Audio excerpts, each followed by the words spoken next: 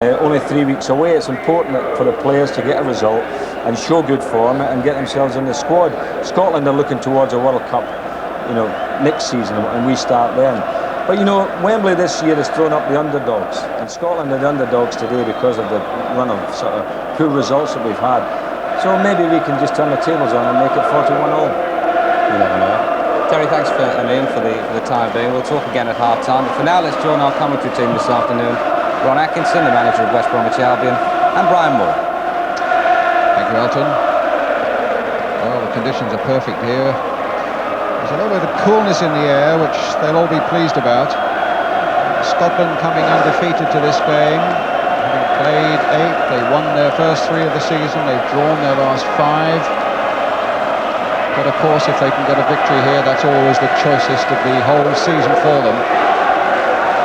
Against an England side whose minds will be on a worthwhile performance and a victory today, but also such a valuable stepping stone to the really testing events to come in West Germany in the European Championships next month.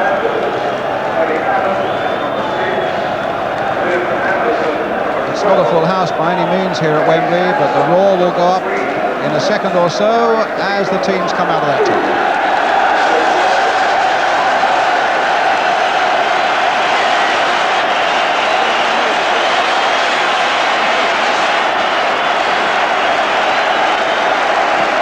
It's the 106th meeting between the old enemies, and a remarkably close record as the 2 goalkeepers, Jim Leighton and Peter Shilton, have a word with each other.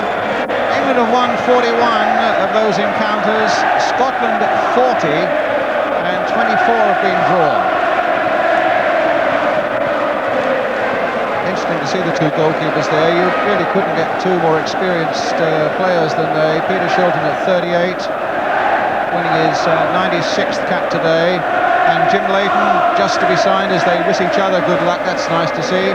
Just having been signed by Manchester United, winning his 44th cap for Scotland today.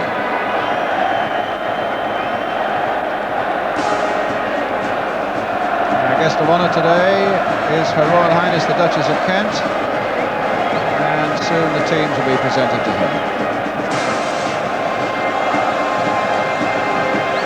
And the Royal Corps of Signals in the direction of Captain Dean Wall. And as you can see, unlike any other England-Scotland occasion here at Wembley, empty seats in the background. A couple of days ago, some 30,000 tickets were left unsold.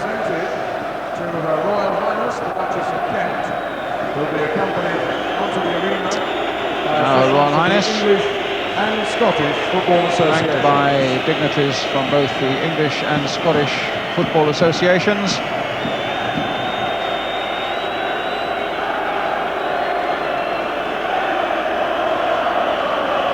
In a really eye-catching outfit of pink, which is where my experience of fashion begins and ends.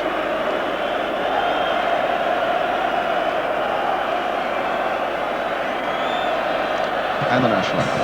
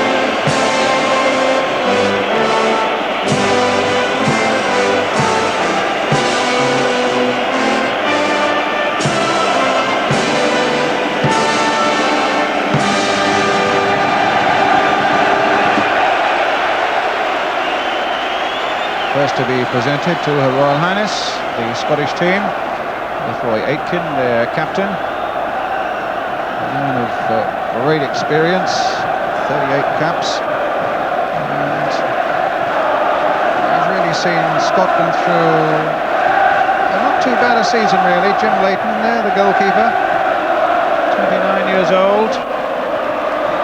Now, of course, facing his new Manchester United teammate Brian Robson on the opposite side, Steve Nicol.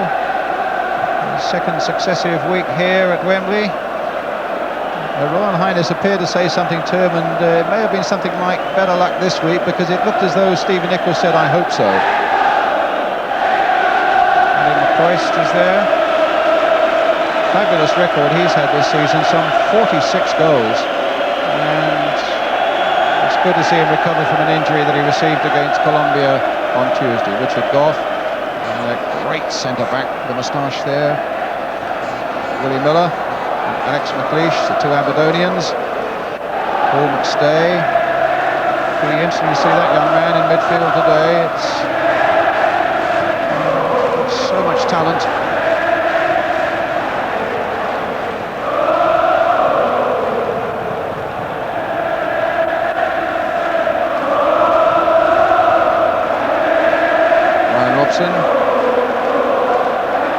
Presenting his England team. When we look at the team lineups in a moment, 6 changes in this side that drew 0-0 with Hungary recently in Budapest. Gary Stevens having a word with Her Royal Highness. Dave Watson.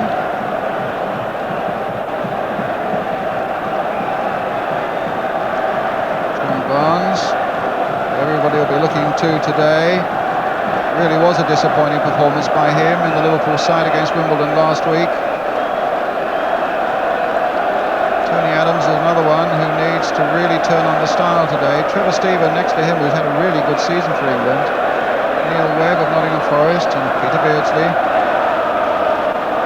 And Gary Lineker with that amazing goal scoring record, 24 goals, and this is only his 30th England cap. The referee Joe Pignon from France. In fact, was the Frenchman who has refereed a Scottish game before in the World Cup against Uruguay. You may remember he sent off a Uruguayan in the first minute of that game. But this is his first appearance at Wembley.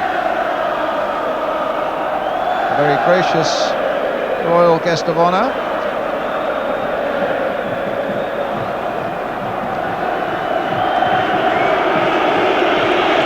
Now the action gets underway. Let's take a check on the two teams. Starting with England with Peter Shilton in goal, his 96th cap. The back four that really has caused Bobby Robson some concern. No Terry Butcher, of course. Mark Wright injured. Now Dave Watson and Tony Adams fill those central places. Gary Stevens and Kenny Sansom return to fullback. Neil Webb is restored to the midfield. It's got a good balance about it, particularly if there is a return to form from John Barnes. And then up front, well, Beardsley and Lineker, they're what you would call automatic choices. Scotland, meanwhile, Jim Leighton, the new Manchester United goalkeeper, in goal. A fairly settled back four, 146 caps no less between them, and they're going to present a formidable barrier for Lineker, Beardsley and co this afternoon. In midfield, Neil Simpson of Aberdeen comes in. Murdo McLeod passed a fitness test, so he plays. And then up front, both men have shrugged off injuries. Ali McCoist and the former Watford star Mo Johnston now plays in France with Nantes. Well, a question mark. Ron Atkinson, my co-commentator this afternoon. What's your feeling about John Barnes? Yes, I think the one thing John Barnes has got to prove in his career is, can he do it in the really big games? I think he's obviously been the outstanding player in England this year, but I think there is a question mark about when he does it when the pressure's really on. 6 goals you see in 36 caps. You would expect a little more than that. That's right. He's got all the qualities needed to unlock the top defences in the world, but at this moment in time, he hasn't done it consistently, Brian. I think a lot of people might be asking whether Germany this year is going to be his scene. Right, let's look and see somebody on the Scottish side now. Well, no, let's first of all look at Brian Robson. It's the two captains are meeting, with Roy Aitken coming up. They find a battle in the midfield, and these two gentlemen will be very heavily involved in that. You were saying to me before we came on the air, you fancied England to win this one. Yes, I must admit, I think England have a side that, on paper anyway, looks more capable of going forward with a better balance. It's unusual to see a Scottish team without a wing wizard, isn't it? When you think of Henderson, when you think of Jimmy Johnson, Willie Johnson, even little Gordon Strachan, it looks more like a side built to contain the opposition than one to come at us. I fancy they might be a very difficult side to beat this afternoon in Scotland, to be honest. I saw them play against Colombia on Tuesday, the French referee there, and it was, to be fair, a straightforward performance by the Scots against a very talented Colombian side who play here on Tuesday. But they don't give much away, the Scots, you know. I think they've conceded only 3 goals in their 8 games this season. And they've got a good, solid defensive setup. Well, let's see, anyhow. As we prepare for the latest encounter between the old enemy in 1988. Scotland in their famous dark blue shirts. And thank goodness they've given up those dreadful shorts that had a band of blue around them. And they're back with a more traditional strip. Scotland get us underway. Attacking the goal to our left. With Richard Gough plays it forward. Up there by Tony Adams. Barnes to Beardsley. Back, misunderstanding there between Barnes and Sanson. And it's Mo Johnston making the break for Scotland. Barnes. Stay. Johnston. Not from behind, he was there. Murdo McLeod there, and Watson getting a useful header in for England. Well, a really lively start here by Scotland, and Steve Nicol winning a corner for the Scots.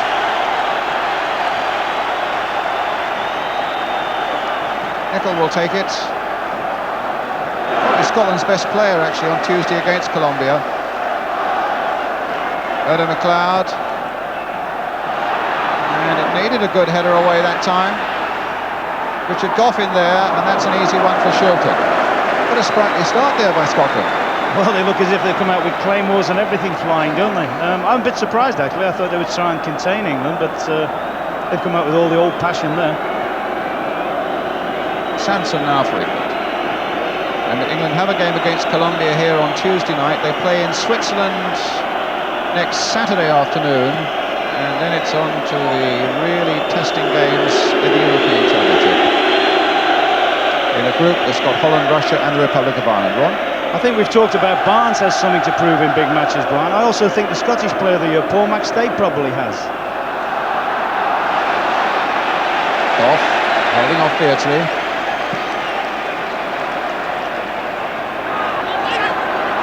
Well, Barnes, a little touch by him and a good one, finds Sanson, but the challenge on Sanson was quick. The roars of the crowd there as Gough went in on the England fullback.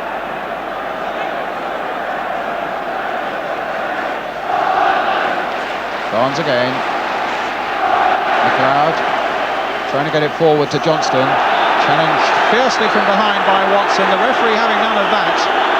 And no, Johnston down, injured, and there's going to be a yellow card for Dave Watson.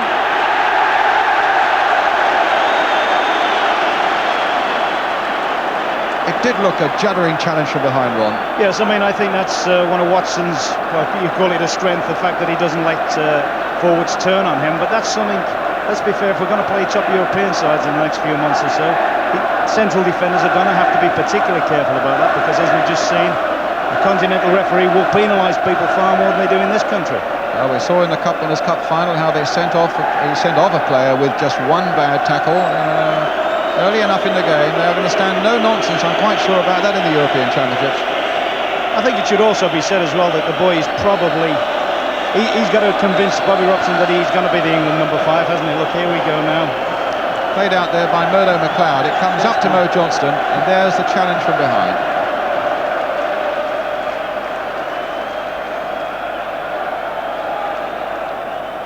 Now Johnston's on his feet again. It's okay. Willie Miller. Sanson. Goff's header. Flag up from offside on the far side.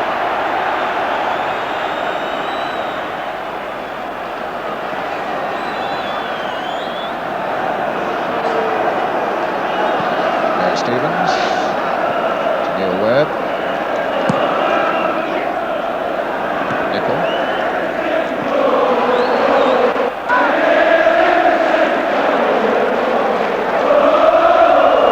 Robson says he's looking for cohesion and understanding, and above all that we look a team. Beardsley with a little touch for Robson, and now for Lineker, and on for Robson. The door was shut tight by a combination of Goff and Willie Miller. Simpson on the far side.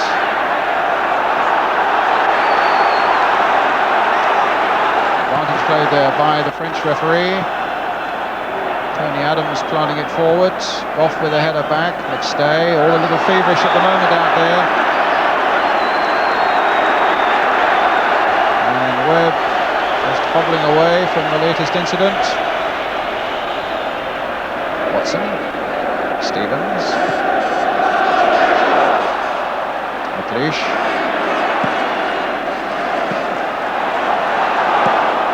Stephen, Watson again.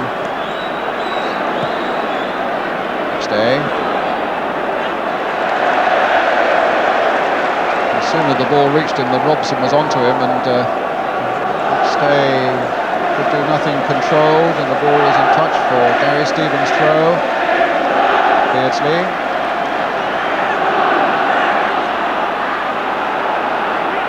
Webb.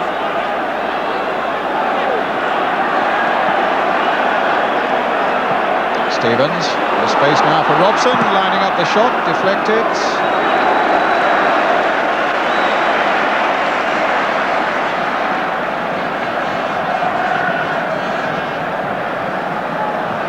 Brian, I'm sure Bobby Robson would like to see, particularly the way the Scottish team's structured, I'm sure he'd like to see both the English fullbacks getting into big attacking positions today. Both Sanson and Stevens have got to take the responsibility on and try and get forward and produce telling balls into the Scottish penalty area. Lineker. Robson. Well, here is Gary Stevens with some space ahead of him. Beardsley also ahead of him. Lineker. Easily cut out by Nicol. McStay. Johnson up ahead of him. Behind by Watson for the corner.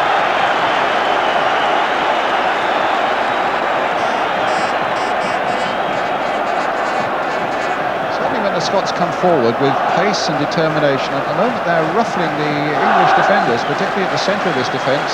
And I don't think Watson knew an awful lot exactly where he was putting that ball. Fortunately for him it was wide. And Murdo McLeod now playing his football in Germany with Borussia Dortmund, with this corner for the Scots. They've got Richard Goff up by the near post, and McLeish also, but Shilton still got his hand to it. Nicol turns it back over the top goal.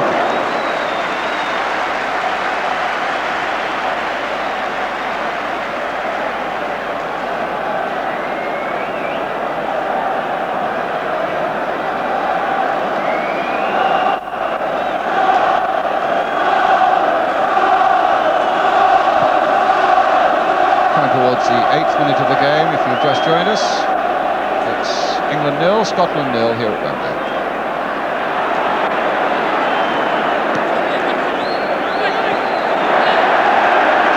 Nicol. McLeod. Goff. McLeod. Simpson. And again by Roy Aitken. A shove in the back on Tony Adams by Ali McCoist. It's a free kick. McCoist, who was doubtful after being injured against Colombia on Tuesday, but any man who plays 8 days after a cartilage operation in a European Cup tie against Steaua Bucharest, which he did for Rangers this season, I think there was never any doubt that he'd be fit for this one.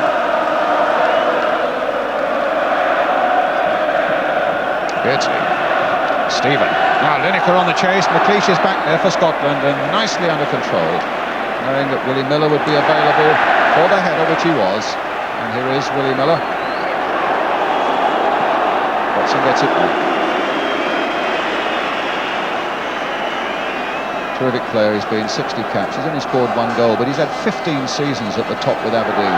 Terrific servant.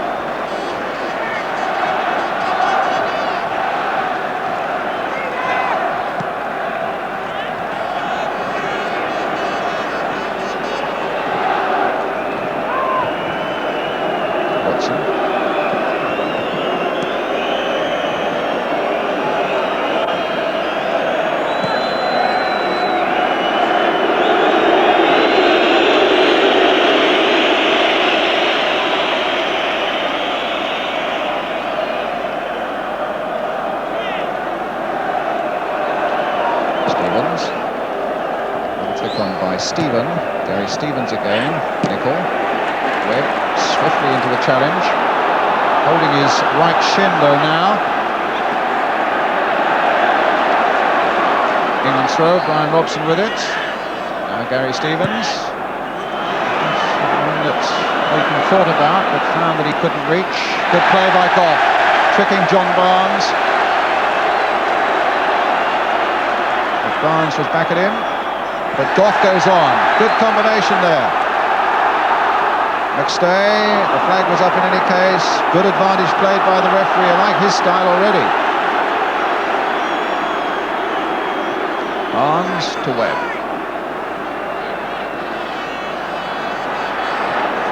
Robson to Stevens.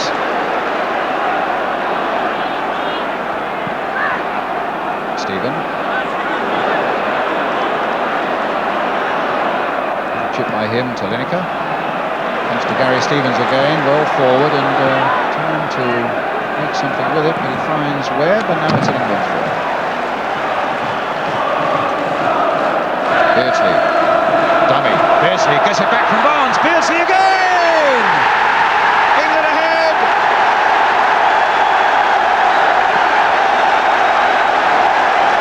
A smile of delight from the little Liverpool player. Last week he scored from an almost identical situation there, but it was disallowed because the whistle pulled him back and in the cup final Liverpool-Wimbledon. But here he is again, this time just chipping it over on the onrushing Jim Leighton, and England go into the lead. Brilliant piece of work between two supreme individuals, isn't it? And yet I would think that's been worked out on the training ground. I shouldn't be surprised if that's not something they've worked out all week, that little dummy.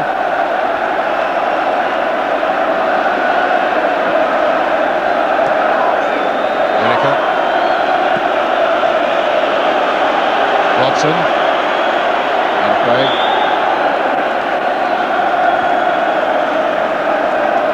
I think we saw in the early build-up to that, Brian, also just how much space Gary Stevens has got to come forward in. Because McLeod's tucking right in on the left-hand side of the Scottish midfield, and there's absolutely acres for them, for both the Stevens to pour down this left-hand side.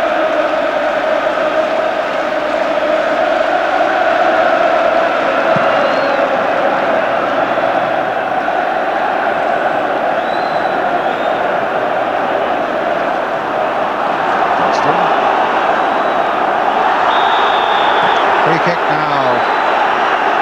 Foul there by Brian Robson. He was obviously having words and something more with Mo Johnston off that ball. Spotted by the referee. And a free kick to the Scots. Ron? I would think this is a little bit different to what Mo Johnston's been experiencing in France. I shouldn't think he gets subjected to this sort of tackling every week. Well, here's a free kick to Scotland. The next stage a bit of can hit benders on these, can't he? Number 8, watch him. One of the clouds behind. And the French referee insisting on the wall going back. Scotland looking for an equaliser now. Cloud drives it straight into the wall. Stay. McLeish is up there. And knocked away well by Adams.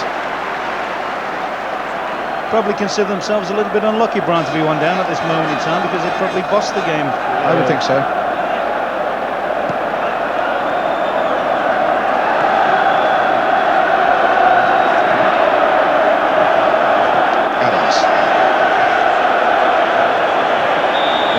from behind by Aitken, a free kick. I was thinking what an ironic twist it was. That was so similar, wasn't it, Beardsley's goal to the one that wasn't allowed last week, and the same goal, the same angle. That's right. Had a pal of mine this morning, Brian, very quickly, was prepared to bet any money you like that Beardsley got the first goal because of what happened last week. Really? Well, he's in the money.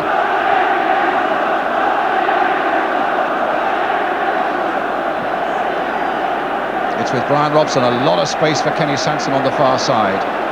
Goff now closing him down a little bit. Beardsley. The dummy on McLeish. Tried to get it through towards Lineker. McStay finding Johnston. In turn for Nicol.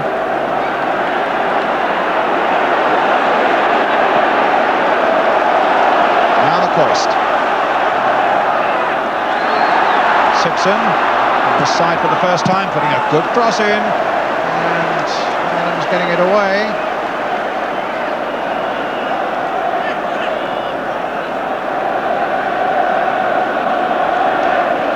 McLeod, Aitken. McLeod to McLeish.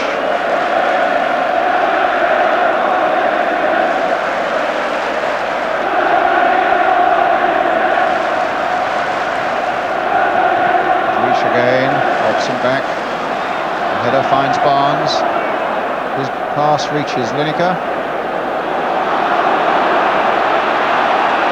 Stopped by Goff. Foul by Barnes, a free kick to Scotland.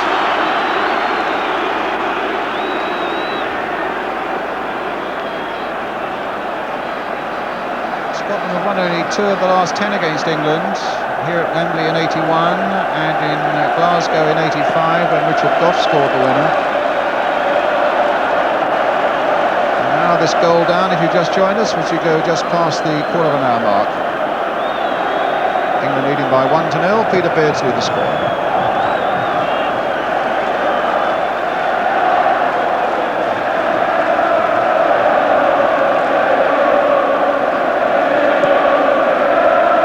McLeish.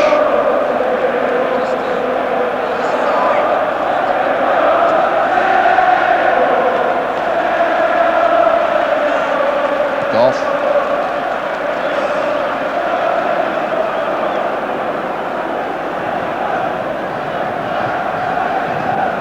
Stevens, Lineker. Miller not leaving him for a solitary second. For Stephen, that was always too close to McStay, although Robson took possession again, and there's a ball from Robson, sending Lineker on his way. Trevor Stephen through the middle, Robson through the middle, Beardsley is in there too, and Miller gets it away. Stevens again for England. Webb. Wide to Barnes. A lot of blue shirts are back. Barnes jinking, weaving, gets his cross in. Lineker knocks it back, and Webb gets it without quite enough purchase on the turn to trouble Leighton, but still good build up there by England. Yes, after the first 5 or 6 minutes, we've started to get into the game a little bit. I would say both. What's working very well for us is both our midfield players, both Webb and Robson, both prepared to drive forward in support of the front people.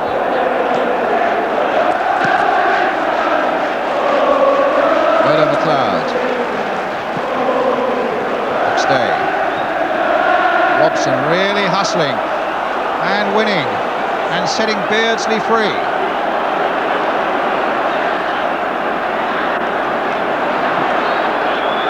The Scots get back quickly. Beardsley loses a boot. Barnes gets the ball. Robson hobbling for a moment just back there.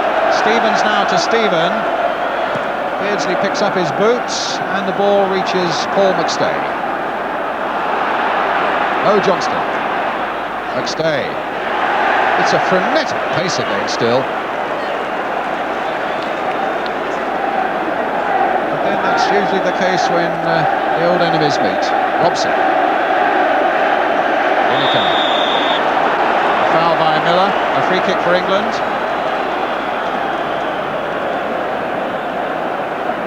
Saw Robson go down and looked to be hurt just for a moment ago, but he's okay, I think, Ron. He's played 9 of the last 11 internationals, so his injury problems hopefully are behind him.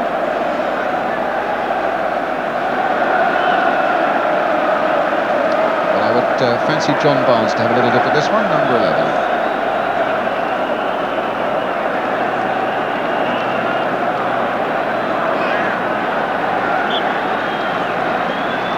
Wrong again, it's Beardsley. Webb. Stevens. It was Aitken who got it away. Goff versus Robson. And I think that was more accidental than anything else, that Robson nicked Goff after that ball had gone. I think it was an earnest attempt to get the ball, and he just collided in there with Goff. Or am I being too charitable? Brian, I think you've got to say that there'll be no keener competitor on the field than Robbo today. This is one game he would hate to get beaten in, and he looks as if he's trying to win it on his own at the moment.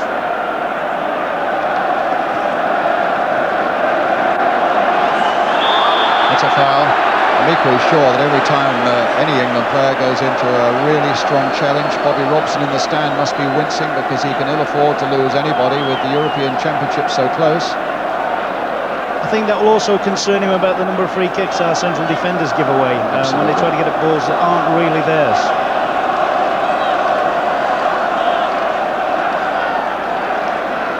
McStay and McLeod over the ball for Scotland. England leading 1-0. Watson's header away. Trevor Stephen.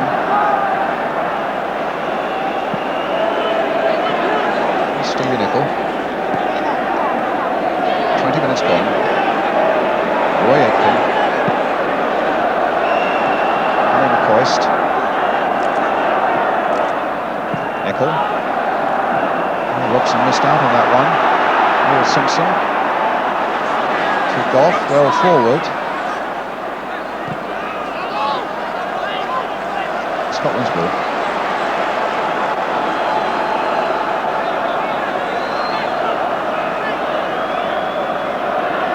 McLeish. Hustled really well, Scotland. And I think they may well feel just a little unfortunate to be the goal behind.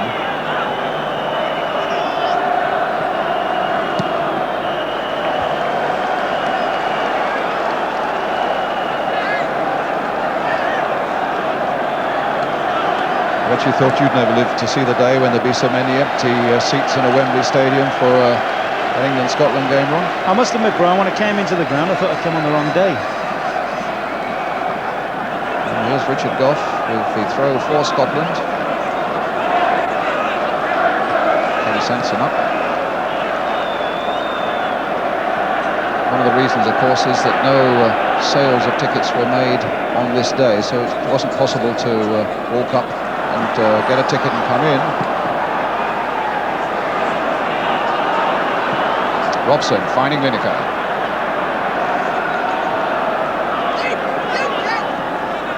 Must say, fortunately, Brian, it hasn't sort of transmitted to the players, has it? I mean, there's no shortage of drive or endeavour from either side at the moment. It's as competitive as this game ever is. Webb. Stevens. Miller's header. Stephen picking it up. Beardsley again for England. Now Barnes driving it straight at Leighton. Can't help thinking, Brian, if Scotland don't do something about surrendering space in wide positions, they're letting themselves in for a hiding to nothing. I mean, England have so much space to play the ball when they're under pressure. Just knock it wide, and we've always got a white shirt emerging on it.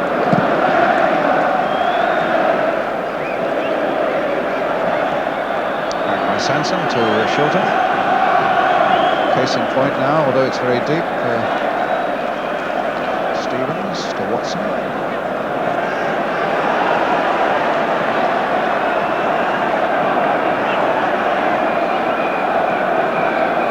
Barnes in a lot of space on the far side at the moment. There he is. Beardsley. Barnes. Sanson. Robson. Space here for Gary Stevens. all closed in fairly quickly. Webb, Dobson. Such competition, of course, for England in those midfield places with Peter Reid and Steve McMahon and Glenn Hoddle all eyeing a possible place themselves.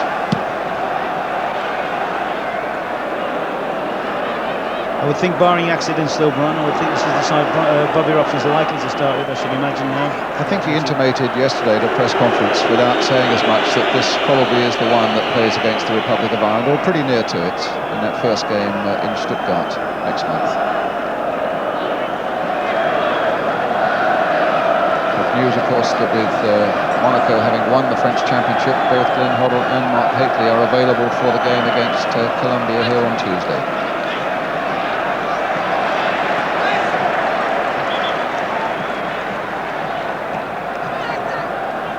He'll be very pleased as well to see Peter Beardsley get on the goals sheet, won't he? Because Beardsley, for all his brilliance at club level, doesn't always produce as many goals at international level as that was only his 5th actually for England, and this is his 22nd cap. And looking at him today, Brian, he seems to be playing further upfield than he would normally do.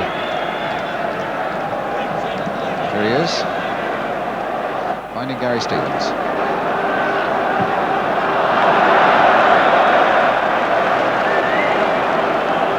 It's also very important if we do use the wide spaces, the England team, that we make far better use of it than that.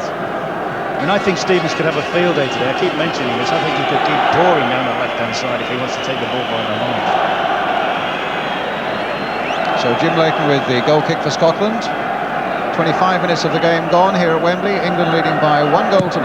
Peter Beardsley the score. Watson in there. Aitken, Simpson.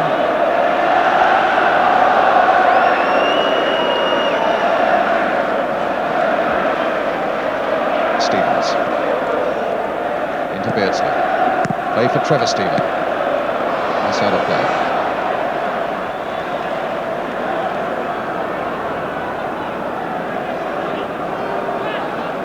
In the crowd today we've got either managers or coaches from Holland and from Russia, who of course are in England's European Championship group. Presumably Jack Charlton, the Republic of Ireland. Maybe he knows all he needs to know. Maybe he's here in disguise, although on second thoughts I think that's unlikely. The Poles are here. They're in England's World Cup group, of course. Yugoslavia and Norway, who are in Scotland's World Cup group. They're represented, in Switzerland as well, who England play next Saturday. So a lot of earnest men in the stand somewhere with notebooks, watching the performances of these two sides. And I would have thought fairly impressed with England, though Scotland may feel a little hard done by that they are behind. We've competed really well, England, and it was a little bit of magic that provided the goal for Beardsley.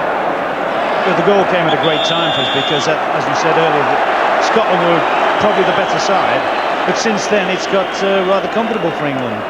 In fact, I really do feel if we got another goal now, we could have the Scottish team sort of with the tongues hanging out, chasing the ball. Well, here's a free kick.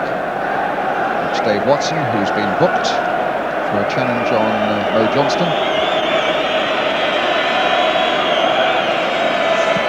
Aitken. McLeod. Nicol.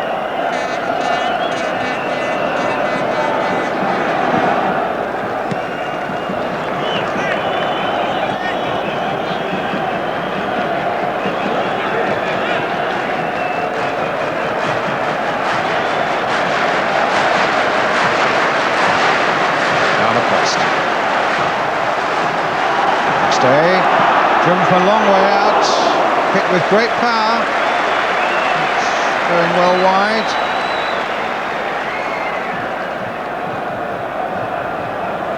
And Celtic man, 23 years old.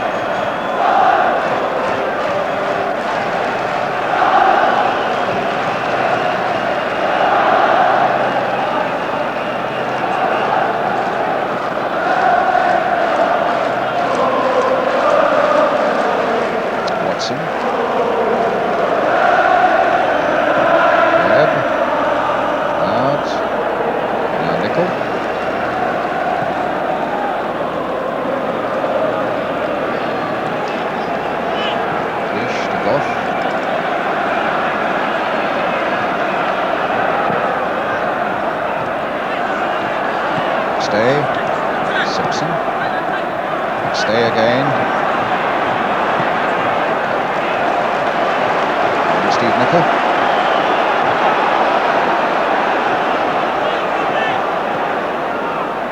Aitken. Skipper. Looking for Goff, who's come up, but Barnes have gone right back there with him. And really it does seem to be in those midfield areas that Scotland now have got to get a grip on things. They look reasonably comfortable at the back. And firing on all cylinders in that midfield area, Webb and Robson. People like McStay and Aitken have got to match that for Scotland. McLeish. And Murdo McLeod. Break by Goff, covering a lot of ground. Webb brings it away after it was won in the first place by Dave Watson. Lineker. Foul on him. Play on, says the referee. But not there.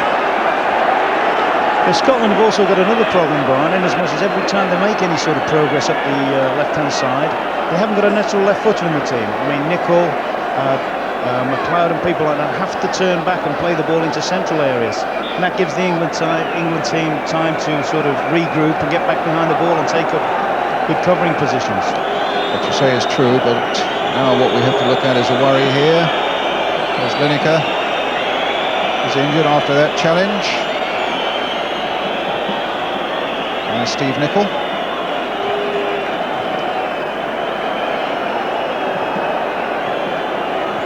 Two physios, not one coming for that one. But a dash across the pitch, which is in vain because Lineker says, I'm okay. That was a bit of exercise for them. And it'll be a free kick to England.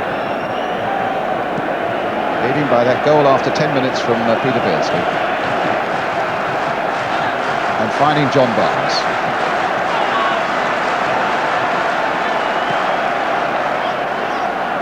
Sanson.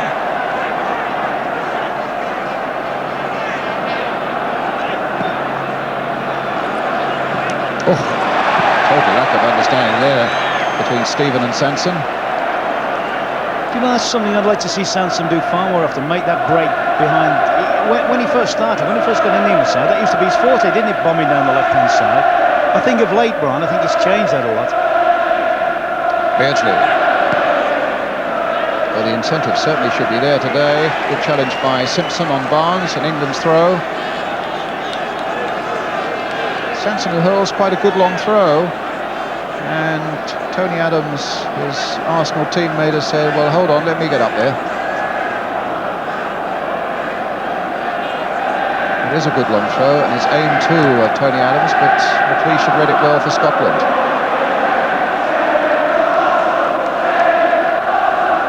Sanson again.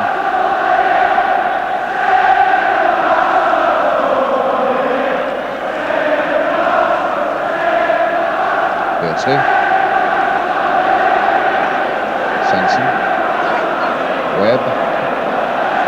Nearly got it through to Robson, but it was well read by Willie Miller. Here's Ali McCoist for Scotland. Stopped though by Watson.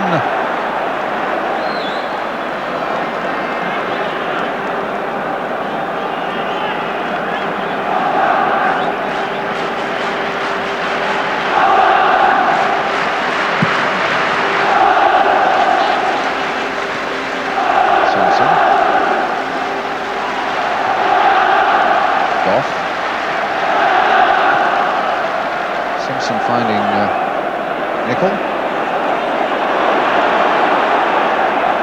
Neil Simpson again from Aberdeen. Steve Nicol. McLeish. McLeod. McStay.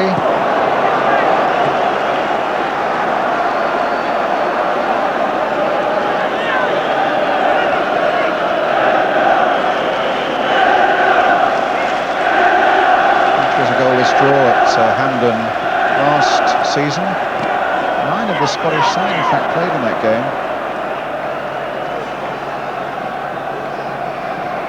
But England leading 1-0 here.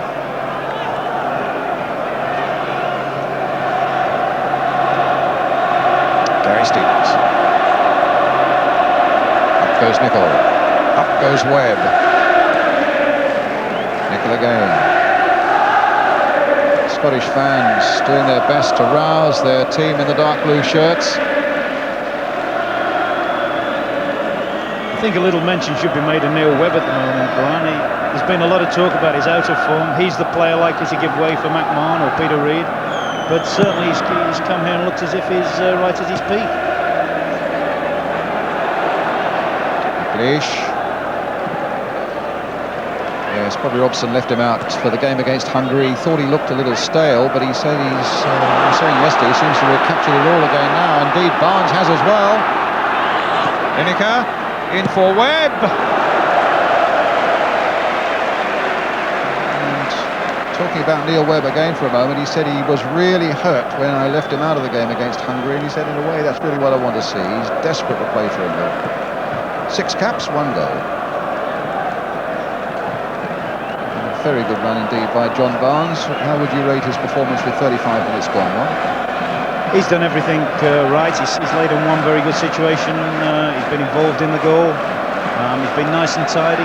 I would just like to see him maybe play a little bit freer. I always prefer him when he plays as the license to go all over the pitch, as opposed to maybe just holding down the left-hand side. Adams back to Shilton. I think that's possibly one of the big differences when he plays for Liverpool, perhaps because they're in control of games more than the opposition, that he can sort of drift in and out and go where he likes.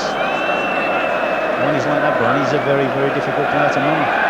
I think if you pin him against the... Well, given away badly there by Tony Adams to Paul McStay, who wastes an opportunity that was opening up for him, but a mistake there by the big England defender, Tony Adams. I think that's something certainly with Adams in league games. We've seen him make vital mistakes this season, and if we're going to be successful in Germany, he's got to make sure that his concentration is total.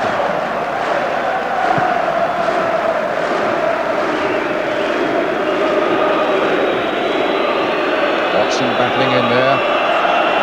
The ball reaches Mo Johnson on the far side. He's got Goff in support for Scotland. Comes to Paul McStay. Here's Steve Nicol.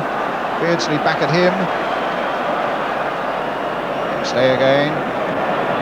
Nicol. Oh, Lineker might get to that. Webb. Lineker might get after this one though. Lovely ball played by Neil Webb. He's shaken off Nicol. It's pushed away by Leighton. Could Beardsley get there? Saved again by Leighton. Not over yet though. But it's a corner for England. Beardsley covered so much ground there. Ron Atkinson. Brian, I think Beardsley will be doing his nut at Lineker here. It's clean through. Okay, he's a striker. He's selfish. He scores goals. But if he'd have just looked to his right, Beardsley was completely unmarked for any sort of ball faced across the goal. Good work from the keeper. Good second save. Now Barnes then with the corner for England. Floated in there. Right across the face of that goal. Not sure it didn't come off Murdo McLeod. But another corner for England, so it must have come off Murdo McLeod. Trevor Stephen to take this one. Webb and Adams and Beardsley. Lineker in there too. Webb's better saved by Leighton.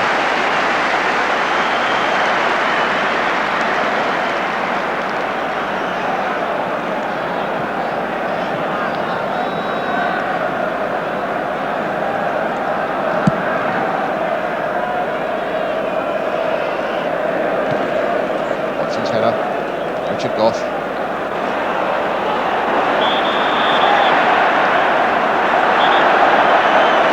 Another England player down. I think it's Neil Webb, isn't it? It is.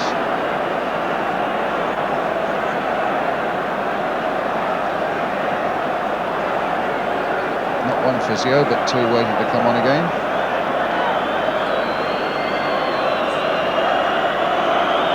Is this a new departure, having 2 on? I was going to say, remember when we used to laugh at the Brazilians when was it Big America and that used to race on? There used to be multitudes of them. We don't get this many when there's a road crash now, do we? Well, here's the injury to Neil Webb coming up as he went challenging there with Richard Goff. Goff, I think, genuinely going for the ball, but that was a painful strike on the England number 4. And And Steve McMahon wondering, as a result of that, whether he might get on. Steve McMahon's had a couple of England caps, and Bobby Robson making it quite clear that he's been very pleased with the way he's performed for England, but just felt that Webb deserved to go here. And as we were saying, this could well be as near as anything the side that plays in the first match in the European Championship. So McMahon has to go and sit down there. England's free kick. England leading by a goal to nil. Robson takes that free kick. Aitken, Webb getting in there. Beardsley, quick change of mind there. He's lost a boot again. That's the second time in the game he's lost his boot. And Webb keeps it. Changed his mind, decided about a shot, and very nearly curled it in at the far side. Some more agile goalkeeping from Jim Leighton. Good work by Neil Webb. Yes, super. Kept his cool once he got past the last man, and was a bit unlucky. A good save by the goalkeeper, very unlucky from Webb. He picked his spot well and tried to swerve it round him. Got the better of Stevie Nicol here, very well. Changed his mind, and then decided, after changing his mind, that he'd have a shot at goal. Leighton saved it well. Up goes Watson. There's Robson. 5 minutes to go to half-time. England leading by a goal to nil. Maurice Johnston now for Scotland. Richard Gough to McCoist, but it's played back by Adams for Shilton. I think if Scotland are really going to make an impression on the English defence, they've got to try and get somebody from the midfield areas past the strikers. I mean, I feel a bit sorry for Mo Johnson and Ali McCoist at the moment. They've been asked to bear the brunt of the attack and also to do a lot of chasing the ball against the England back four. They've certainly got to get some support from midfield or from wide positions of Scotland. In the meantime, Lineker's on his way. No foul. Lineker claims a penalty and is annoyed. And as you went through the picture, you could see Willie Miller. No, it was a dive, referee. Good decision. And the referee just explaining it to Lineker. Let's have a look at that one again. What do you think, Ron? I've seen them given for less than that. Very recently we saw one that was on a par with that, wasn't it? Last Saturday, you mean? Correct. I think he had a justifiable claim for that, Brian, actually.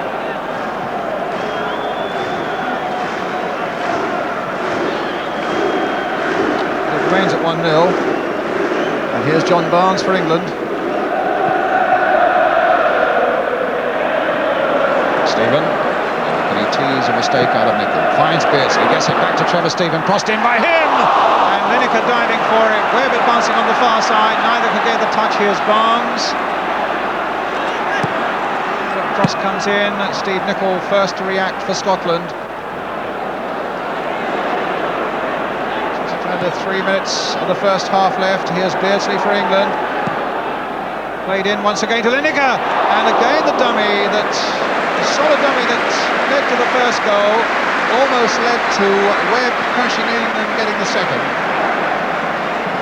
Brian, I would think Andy Roxburgh will be fairly happy if he gets to half-time at 1-0, because apart from the flurry they had in the first 5 minutes, England really have dominated the game, and on another day might have been 3 goals to the good.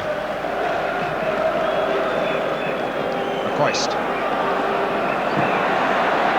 Adams battling away there. Barnes. It's Barnes who gave it to McCoist, but his shot from the way out is no problem for Peter Shilton.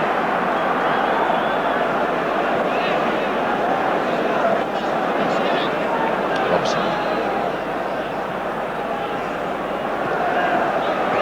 As you say, England might well have been 2 or 3 up now. I'm just wondering, it's the first time Manchester United fans would have had a good chance to have a look at Jim Leighton since he signed for them. I'm just wondering, as a former manager yourself of the club, what your feeling is about the signing of him and what he'll do for Man United. Well, on a couple of occasions today, certainly he's kept Scotland in the game. Hasn't done anything that I wouldn't expect a top keeper to do at the moment, but everything he's done with an air of confidence, and he certainly on a big occasion proves that he's not going to be overawed with it.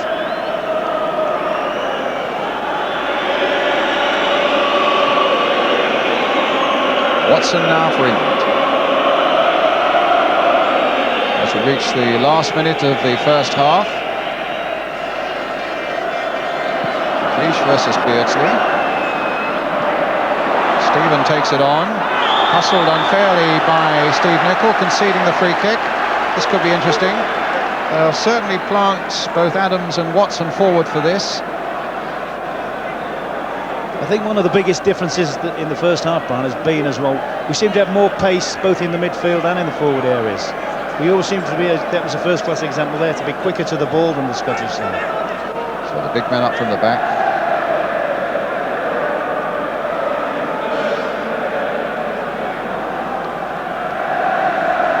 And who's going to take this?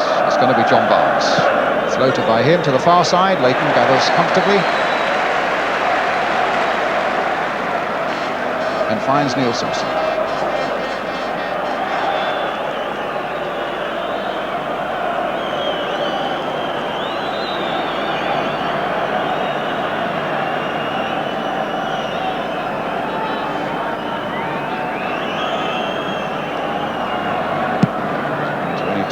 The French referee, Mr. Cunou, will add on for injuries.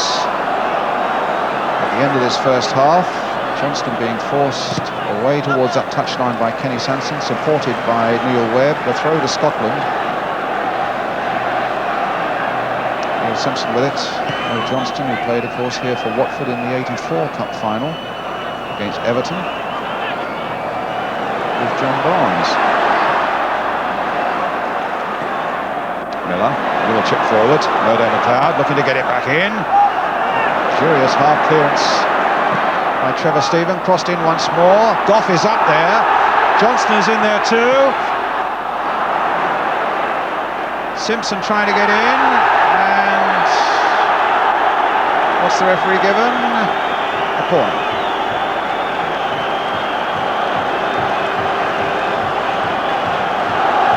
A minute of injury time has passed, and Scotland with a last-ditch attempt to get back on level terms before the interval. This time Murdo McLeod's going to take it in, swinging corner, with Ali McCoist at the near post. Alex McLeish is up from the back. Roy Aitken is in there too. Richard Gough also. There's McLeish with a header. Gough too, and safe in the arms of Shilton as the half-time whistle goes. With England leading, having survived the flurries early on from a really eager Scottish side, began to take command, particularly when Peter Beardsley put them ahead with a splendid goal after just 10 minutes. And that indeed is the half-time score here at Wembley. It's England 1, Scotland 0.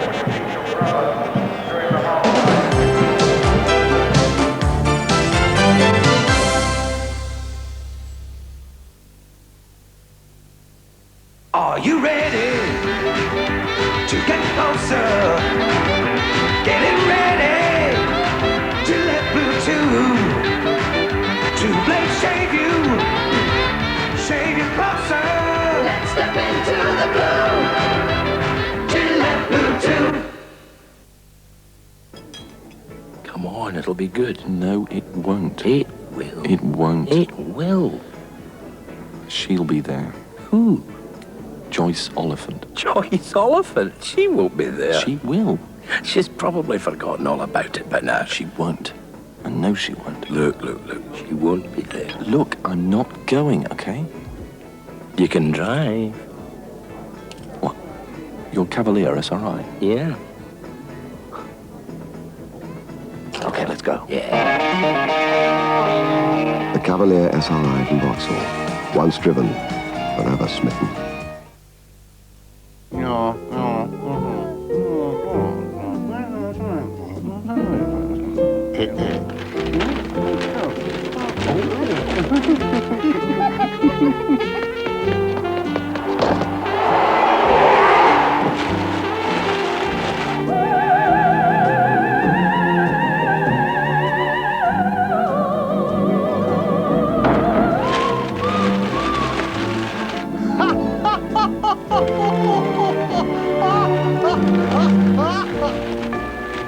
If it matters to London, we cover it.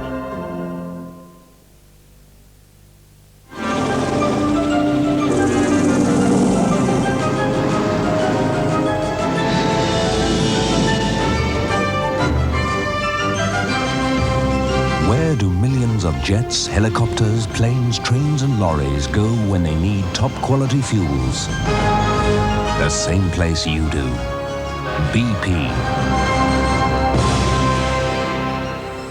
BP, on the move. Lynx, the all-over body spray for men that's hard to top. Lynx, because first impressions last.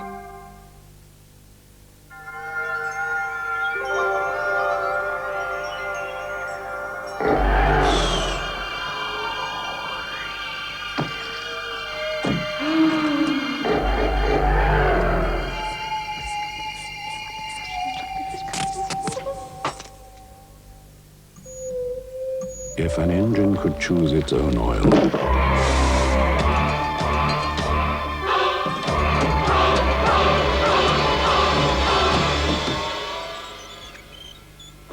couldn't choose a better oil than Duckhams Hypergrade. The engine's choice. July 16th. The day had come. The moon awaited. It looks like a great place. Since the earliest time, man has imagined this moment. Now the time had come. We're now in the approach phase, everything looking good. Go for orbit, go for orbit. 33 degrees. Still looking very good. Oh man, that's incredible. The Eagle has landed. Budweiser. That's what a beer's all about.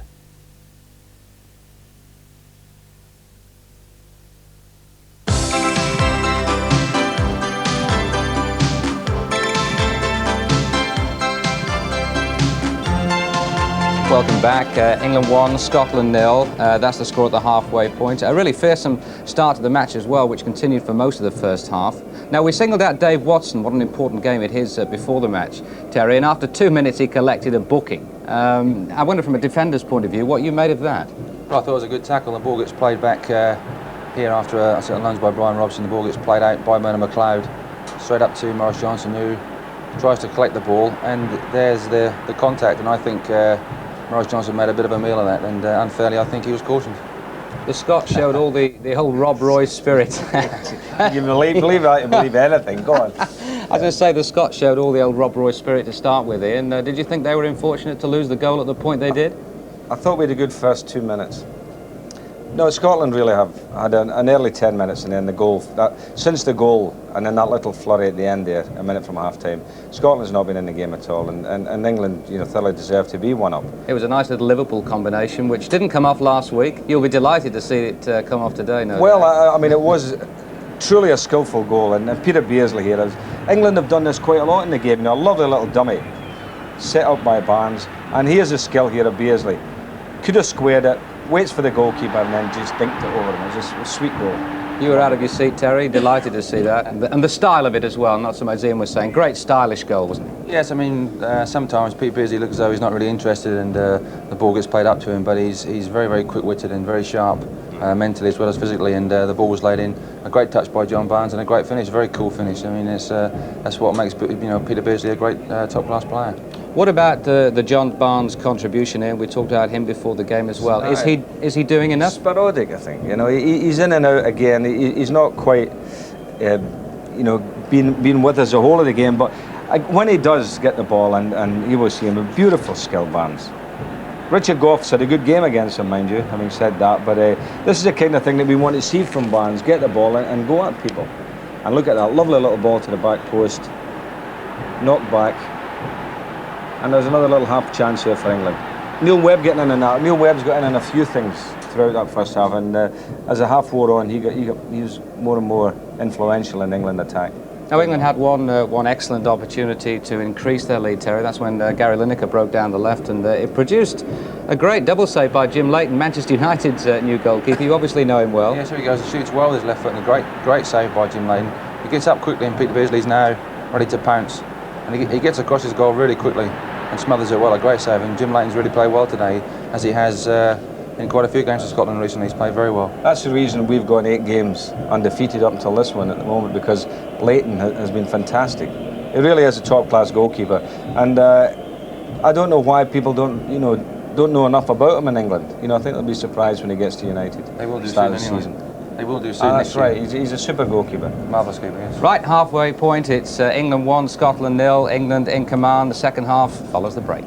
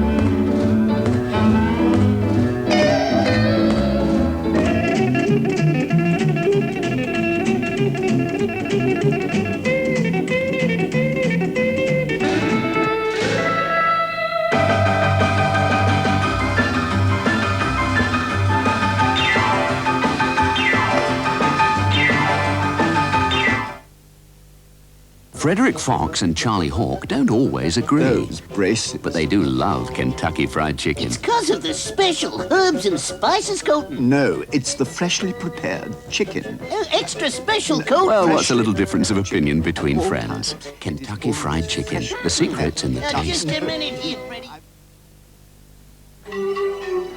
When you take your Access card abroad, MasterCard and Eurocard travel with you.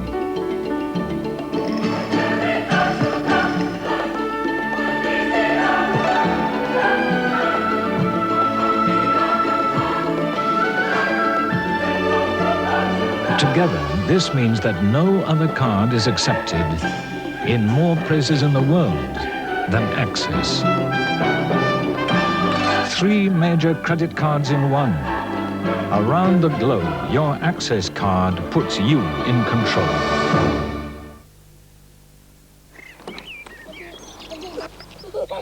Come on. Let's surprise Mummy. We'll be back any minute. She'll be here any minute.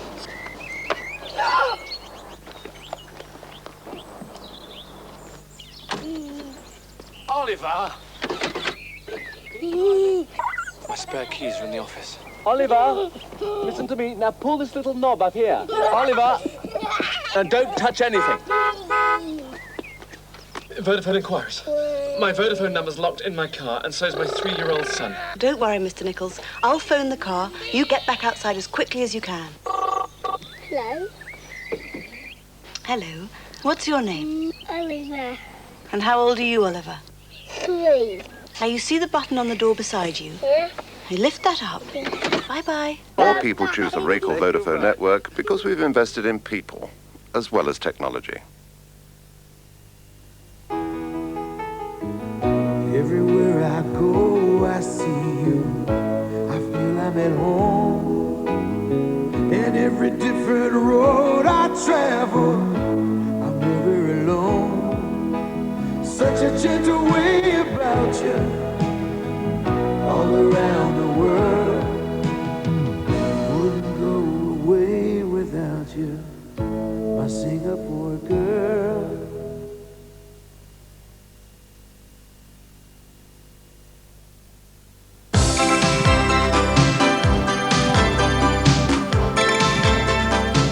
Welcome back. The team's just reappearing. Terry, Ian, just time to clear up one other incident from the first half when Gary Lineker went through and he thought it was a penalty, didn't he? And what was your view?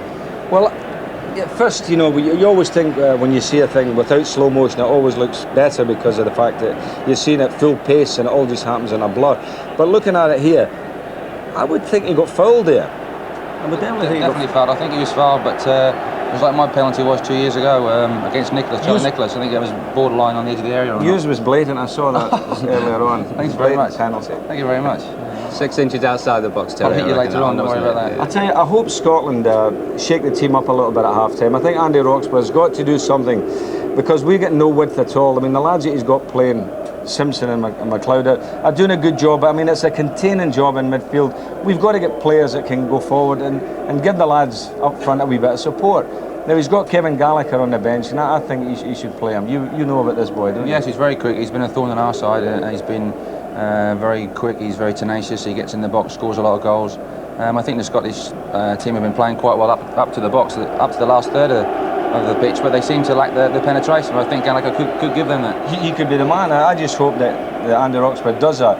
If not now at half-time, certainly at some point in the game, because we've got to get a bit of width. We've got to try and get around behind him. At the moment, we're just powder puff. You know, we're not getting anything. We've had about one shot at goal. But I'm slightly worried on behalf of England that we are only one goal up. I mean, I think our play warrants to be 2 or 3 up. So yes, you know, it's a funny league one. If Scotland get a half a chance, it's normally buried with the likes of McCoist and Johnson. So I'll be looking for a quick goal again, just to settle the nerves and make sure that we go on to a convincing win, hopefully.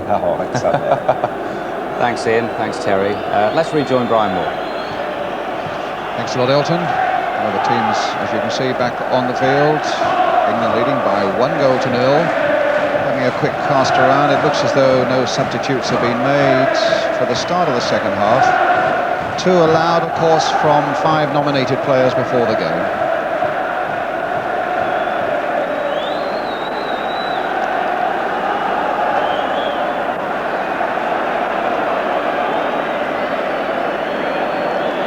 Not happy that Beardsley is standing inside the Scottish half, so he's there. That's right, back he goes.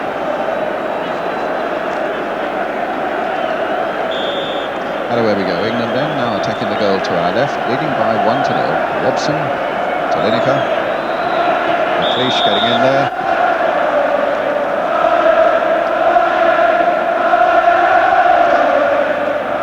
I should just, for the record, say there was a mild disturbance in a crowd just at the end of the half-time interval, and the police poured in and appear to have sorted everything out fairly quickly. They really poured in big numbers. Here's Steve Nicol. McLeod. And the ball out of play. It'll be a throw to England. You were saying to me at half-time, Ron, that England should be 3 up now, and you felt that maybe they overindulged a little bit when they were on top in that first half. Yes, I think that's always a danger when you're well on top of your game and you're playing on a nice pitch like this and it's quite hot and you're popping the ball about, but you start to take little liberties instead of still going for the opposition's throats and trying to kill them off. Only a slight criticism, Brian, because I think England have played very well since they've scored the goal. But I think if we're going to be a power in the European games, we've got to learn how to kill sides up when we've got them there. Well, one of the reasons that Scotland haven't been killed off, there's the man with the ball at the moment, Jim Leighton, who made some excellent saves in that first half.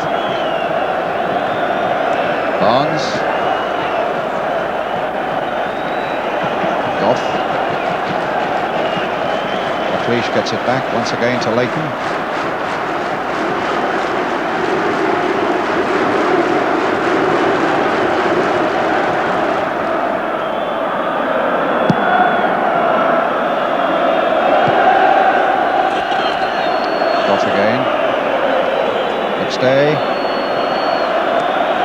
Simpson, Goff for Scotland.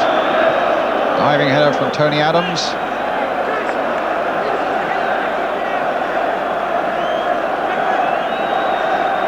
A number of people being marched away by the police, but they seem to have everything under control at the left-hand end of the field. Stephen now to Webb. Stevens. And now Goff, and it'll be a goal kick.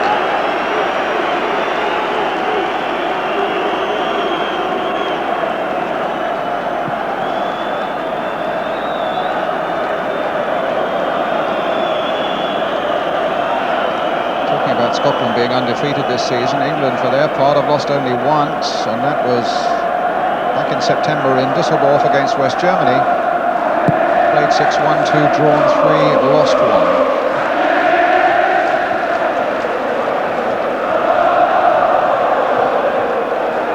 Sanson with England throw.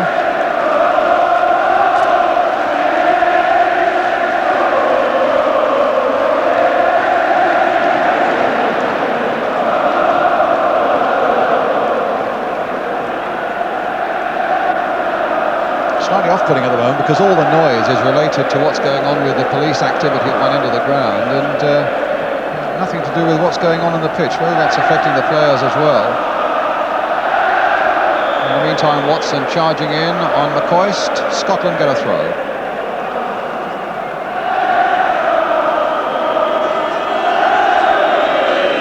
And no, it's a free kick, which Murdo McLeod will take for Scotland. Up goes Adams, just beats Gough for it. Gough could be a danger coming up in those situations. Another free kick for Scotland. They're taking McLeish forward as well for this one. I think you're right there, Brian. I think both Gough, McLeish and Aitken all represent their main threat from such situations. I think that at the moment looks their best way of getting an equaliser. McLeish and Gough are poised, along with McCoist and Mo Johnston, as Paul McStay now takes this free kick for Scotland, hit in low, to no avail. It's collected by Peter Beardsley and put away for a throw to Scotland. You know, Brian, that really is scandalous, isn't it, when you see a world-class player or a player with aspiration to world-class take free kicks like that. You know, that's a great situation, or not a great situation, but a good situation. McCoist into the side netting. Good situation thrown away, Brian. That actually looked probably their most penetrating move there with McCoist. I think it's the first time in the game that one of the Scottish strikers has been able to get behind the English back four. And the support they've had hasn't matched the support that Lineker and Beardsley have enjoyed. No, I would have to say I feel sorry for the two boys up front. They've really worked hard for a little reward. Aitken winning that well in the air. Johnston trying to get it on for McCoist. He's beaten by Adams. Here's Webb for England. Hustled by McStay. Gary Stevens getting it away. Beardsley. Aitken. Webb first to react. Finding Sanson. And now Webb. Lineker. Beardsley. Webb. Midfielder getting forward there. Webb with a shot. Way off. I don't believe he realised he got that much space. Some good combination play between the English strikers and Webb joining in. So a goal kick for Scotland.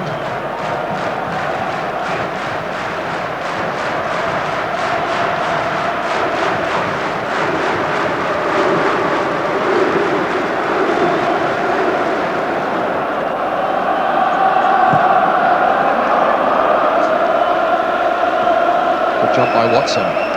Lineker for Beardsley. Back for Gary Lineker. Goal kick.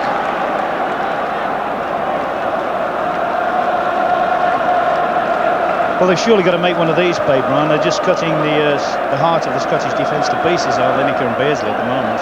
I think Beardsley then Lineker then didn't know whether to play Brian Robson in or go himself, and he got caught in between two stools. Simpson, Aitken, trampling away in the midfield. Gough. Oh, it's a bad back pass by Gough. Lineker's got it. Leighton couldn't reach it. Beardsley is available. That Beardsley shot was knocked into Willie Miller. And it was a bad back pass by Gough. He really wasn't looking closely enough. I must admit, Brian, I've seen more of that this season. In fact, I've called this the year of the back pass. I've seen more bad back passes or defenders not concentrating than I think I've ever seen in my career. 1-0, a goal after 10 minutes. Peter Beardsley, if you just joined us, we're now 7.5 minutes into the second half of this game between England and Scotland at Wembley. Tony Adams for England. Gary Stevens. Webb's made a good break from the midfield, being pursued though by Roy Aitken, the Scottish skipper. Webb again. Aitken, Nicol. McLeod with the throw.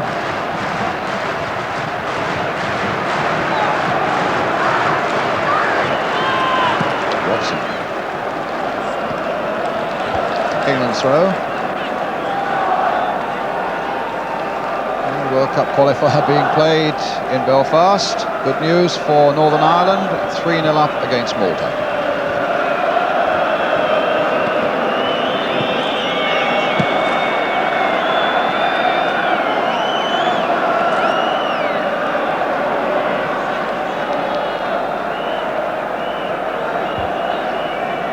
Reckle with Scotland's throw. A little shape about this game in the second half, Ron. No, I think England's biggest problem at the moment is they don't get complacent. And they're getting all the time in the world to play. We've certainly appeared to get the space and dominate the midfield, which we did in the first half. Leash. Adams there first. Reckle. Got Maurice Johnston up. Played behind both Johnston and McCoist. Kenny Sansom can bring it forward now for England. Finds Beardsley. Look at the space there for him. Lineker's made a good break for him. Sanson's gone right forward as well. Still with Beardsley. Now with Sansom. The chip by him. Oh, a marvellous save.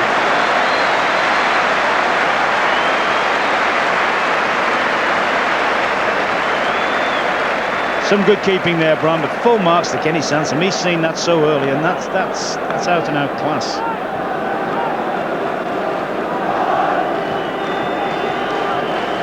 There's his little chip, and a splendid piece of saving by Jim Leighton, and John Barnes with the corner for England. And a bad one. Just looking at the records without battering you over the head with statistics all the time, but Kenny Sansom this is his 81st cap, and until today has scored only 1 goal for England. My goodness, he was so close to making that 2. There's the proof. And 29 years old.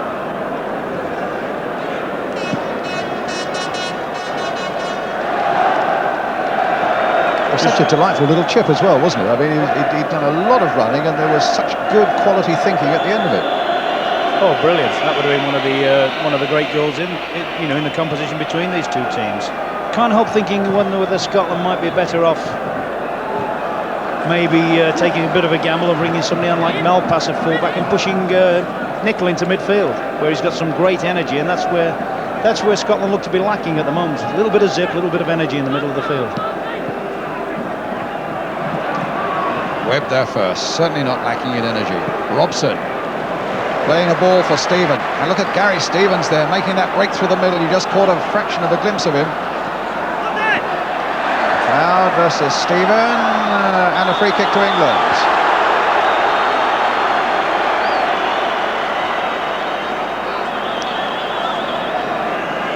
No sign of any movement on any of the substitute benches though. Trevor Stephen now lines up this free kick for England, though Barnes has sauntered across there. There's the 2 benches. Tony Adams in there. Dave Watson too. Lineker, needless to say. Stephen with a shot, deflected across the goal. They claimed an offside. And in fact the offside's been given.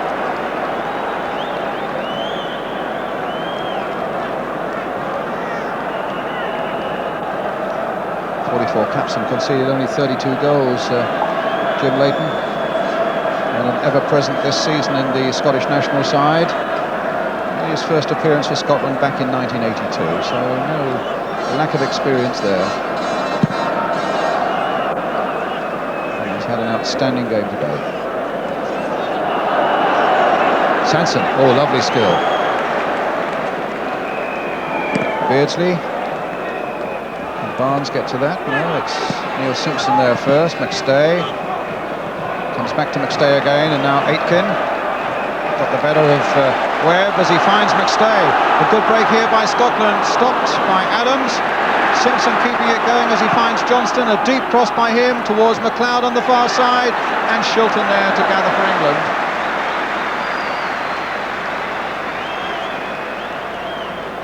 When McStay made his break, the Scots began to look quite menacing, and it was a good header by this fella too, Rodo McLeod.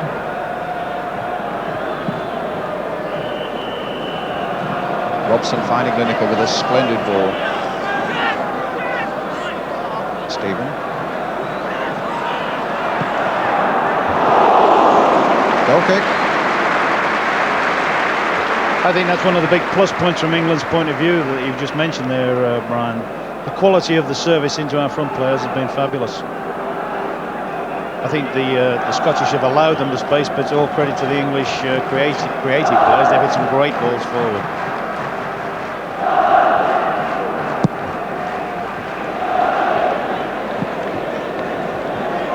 Goff under pressure from Barnes.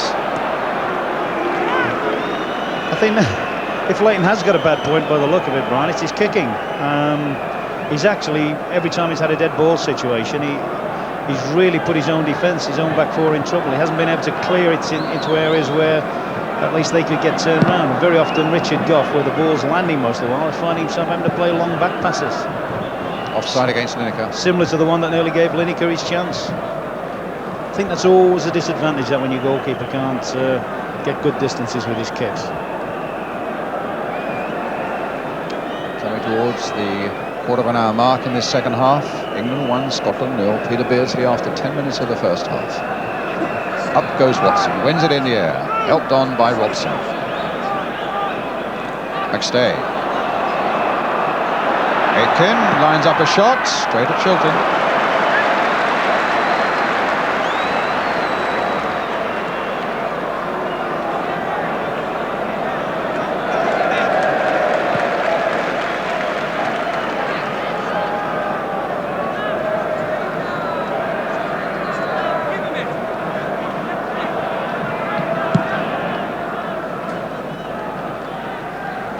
Beardsley touching it on for Stephen, back for Gary Stevens.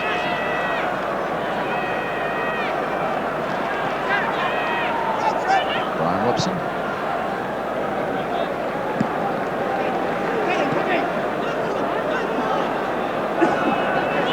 Too slow there, Adams. He was a little lucky that McCoist helped along to Sanson, and now it here's with Barnes. Neil Webb. Brian Robson waiting alongside him. It's with Brian Robson. Feeding Stephen. This cross coming in towards Barnes, and it was Simpson who got it away for Scotland. Sanson playing it forward again, but a poorly controlled pass, and it'll be a throw to Scotland.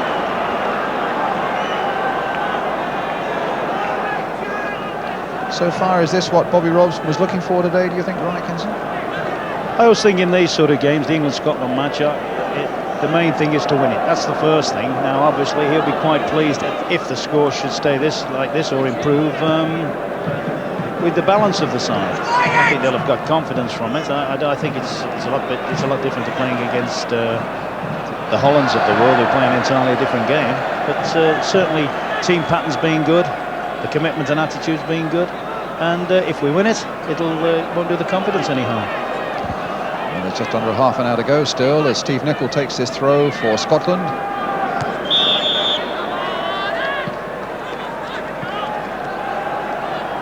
The thing he will be worrying about is what we talked about in the first half, is the fact that they've dominated the game, had a lot of chances, more than they would expect to get in international football, and are still only leading by 1 goal. As you well know in football, anything can happen at any given time when there's only that much the difference between sides. 15 goals they've scored this season in their 6 internationals, but they got a real splurge of them against Turkey in a European qualifier. Failed to score in Budapest, of course, against Hungary. Got 2 here against Holland.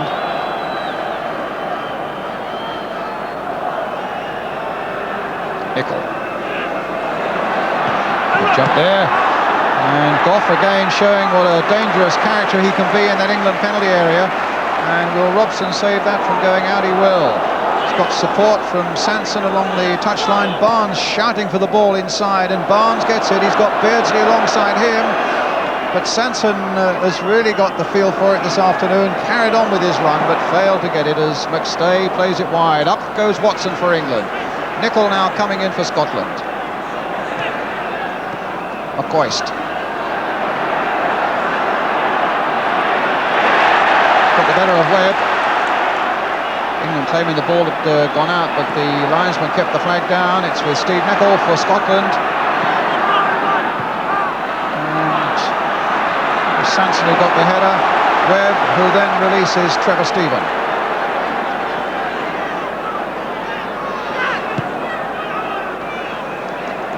Lineker. Barnes.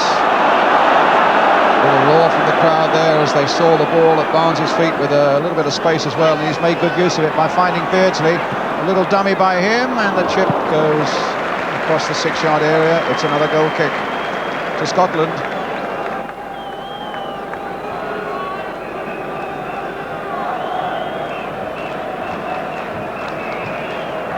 Certainly have had the better of the game now. They just need to be able to stamp their authority on the whole afternoon now with a more emphatic scoreline to England.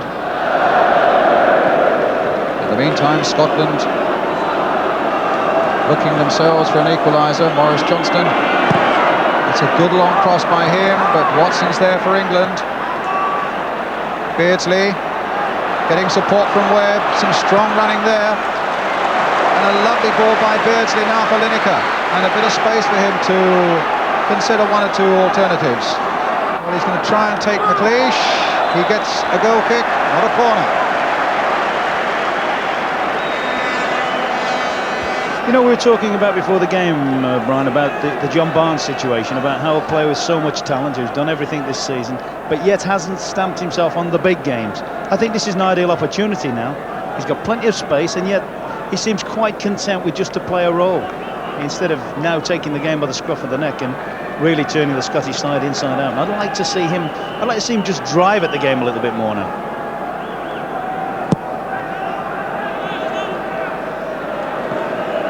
Goff winning it in the air. Lineker just touching it through for Webb, but he took a nasty blow from Roy Aitken. Stevens, Webb, Robson. Webb again. It's time for Beardsley. A nice touch by him to Robson, but he was challenged from behind by Simpson successfully. In goes Adams, and the flag up for an offside against Gary Lineker. I think you saw then when I was talking about, Brian, in terms of overindulging. I mean, the England players were playing nice patterns with the ball and yet not really trying to hurt the opposition. I think that's something. It's nice to be able to express yourself and enjoy your game, but I still think you've got to take into account the fact is to win the thing.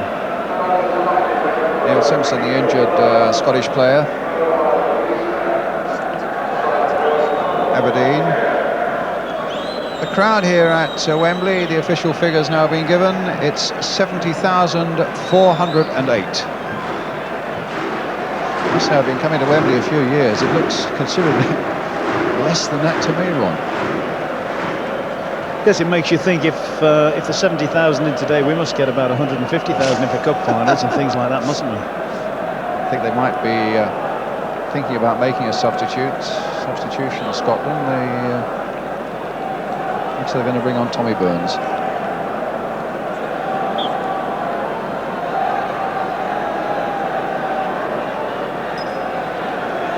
In the meantime, it's McLeish.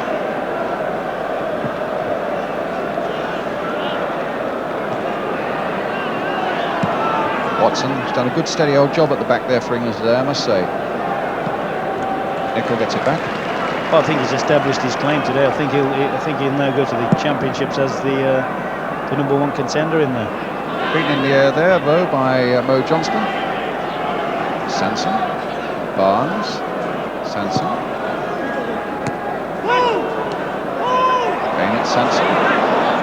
Tony Adams. Halfway through the second half now. England 1, Scotland 0.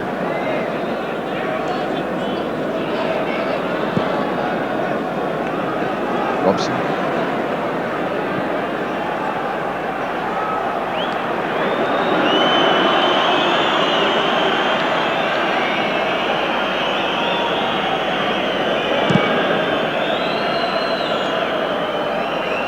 McLeish with a header. McLeod. In goes Robson. And now Beardsley. Stopped by McLeish, or at least half stopped. It comes to Barnes. Barnes can play it on again to Peter Beardsley. Scorer of the only goal so far.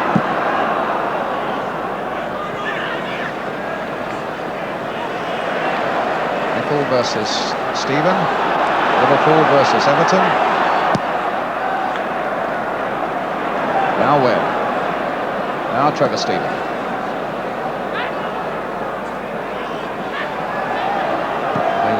by Gary Stevens, but it's Leighton's ball.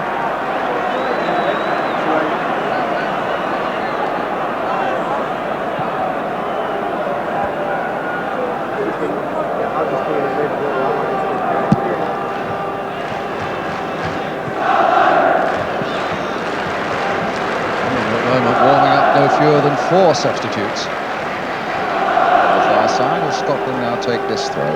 Richard Gough with it. Sanson. The header goes to Maurice Johnston. Gough. Again, a good positive header by Dave Watson. Beardsley now to Stephen. England fanning out again and coming forward with some pace. Trevor Stephen. Webb. And a poor ball by Webb, giving Barnes no opportunity at all. Simpson playing it forward, and again Watson is there with a little bit of luck to help him. Sanson. Barnes.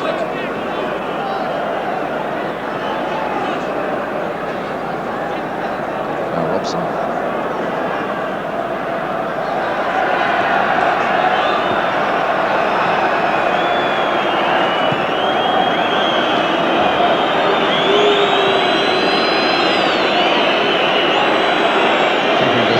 Making a lot of progress, but now it reaches Gary Stevens. It comes back again to Dave Watson. Must be about 10 passes, I would have thought. Barnes coming in, Watson, and back to Shilton.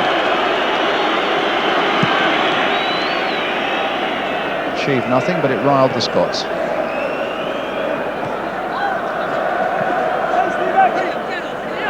Now Trevor Stephen. Stevens.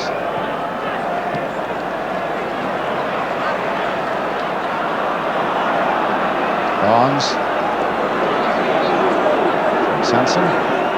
It's Kenny Sanson again.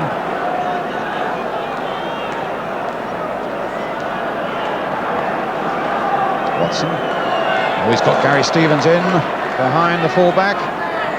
There's the cross coming in, but Gough will be able to cushion it back for Leighton. England about to make a substitution. Chris Waddle coming on, getting instructions there from the England manager.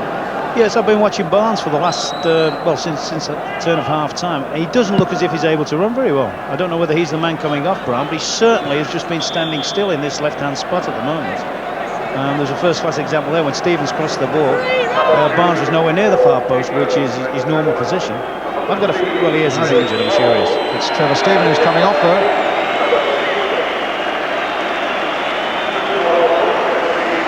So Trevor Stephen, who's had an excellent season, not only for Everton, but certainly for England as well, comes off. Chris Waddle had a long spell out with injury and was really disappointing in Budapest against Hungary.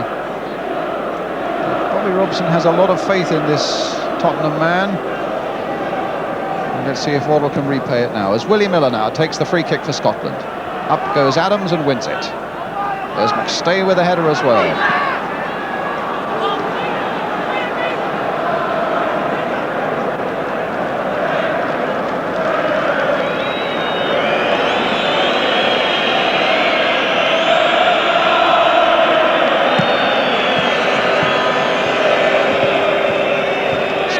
Bring Tommy Burns on and I think take Neil Simpson off. Adams in. Can Barnes get to that? No, Willie Miller's there first.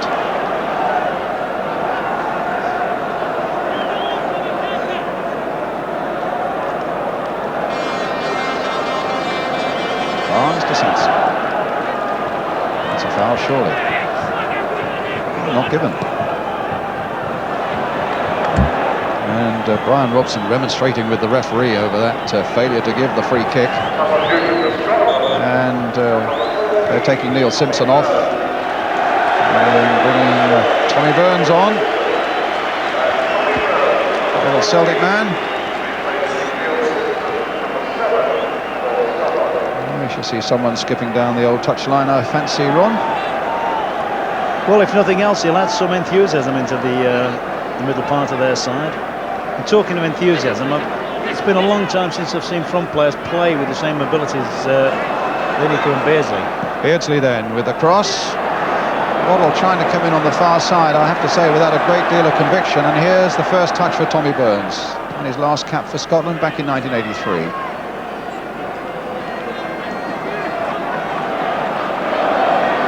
Nicol, Grish, Tommy Burns. Just cheered the Scottish fans, but that pass certainly won't cheer Mo Johnson. He had no chance of getting that.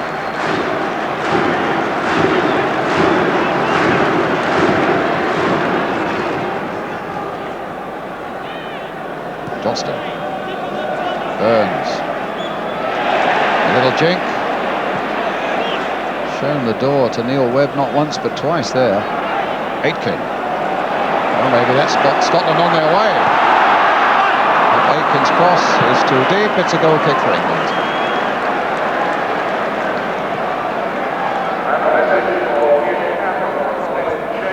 Well, they should have enough experience of playing together, shouldn't they, the Scottish midfield? It's virtually an all-Celtic affair now.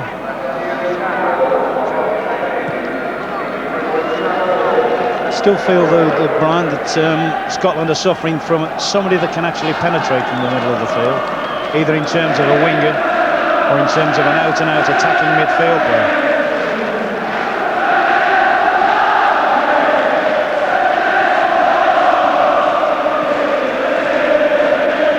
Very, very important that England keep playing into the front players. I mean, Beardsley and Lineker have been perfectly happy to share the load and take the responsibility all afternoon. They want to play, they want to score goals. Robson now to Stevens, and now for Waddle. He's gone past Burns. Onto the left foot, and a shot that called for a useful save from Jim Leighton.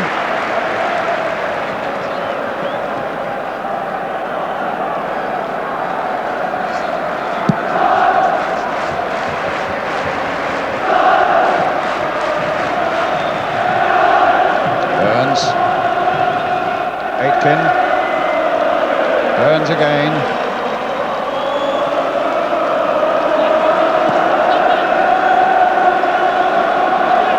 McLeod.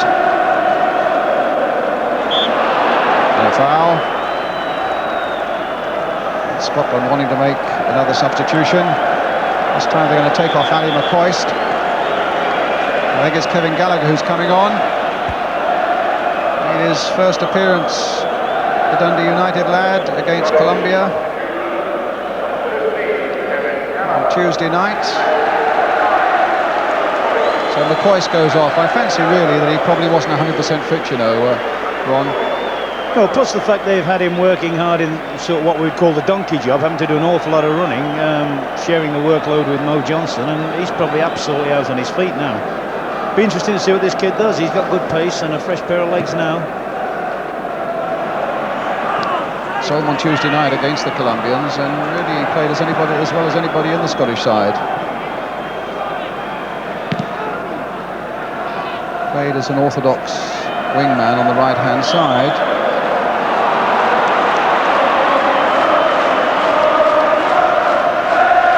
So another injury, and again we get the two physios on, Fred Street and Alan Smith. Peter Beardsley. In the meantime, as a precaution, Big Mick Harford warming up for England. In a funny old way, you know, I think that's something Scotland would relish. I think McLeish would probably be preferring to play against the type of player like Mick Harford, or stand up against him and fight for things in the air, as opposed to the mobility of people like Beardsley. I mean, quite frankly, he hasn't been able to find Beardsley all day. Beardsley's been dropping short, been going behind him, and really he's led him a merry dance all afternoon, hasn't he?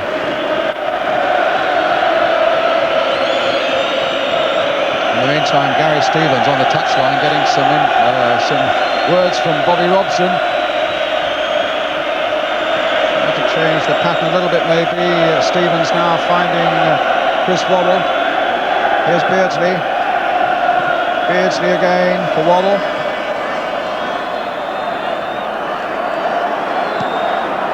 Back for Gary Stevens. Again the ball hit in early and touched by Barnes. England very close to a second goal as that header from Barnes came off the top of the crossbar. Some good work by Waddle leading up to it again, though. And the ball then played in early by Gary Stevens. There's Barnes' header, and there it is bouncing off the top of the bar.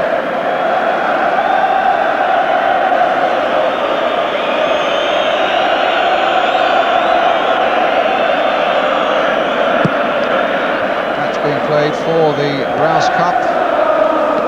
In memory of the great Sir Stanley Rouse, of course, won last season by Brazil.